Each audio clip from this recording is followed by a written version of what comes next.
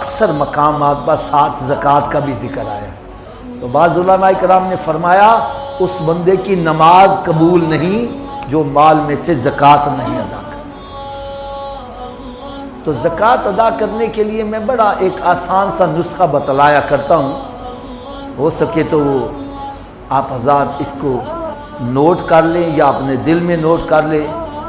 سب سے پہلی بات، سال میں ایک مہینہ مقرر کر لیں، کوئی سا بھی مہینہ، کیونکہ سال گزرنے پر زکوٰۃ فرض ہوتی ہے.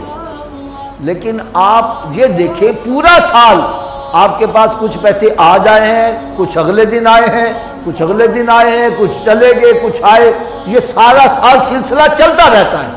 تو آپ اگر ہر مال کے اوپر سال گزرنے کا حساب لگانے لگے تو پھر آپ حساب کتاب میں ہی پڑے رہو گے. تو علماء کرام نے اس کا بڑا آسان سا حل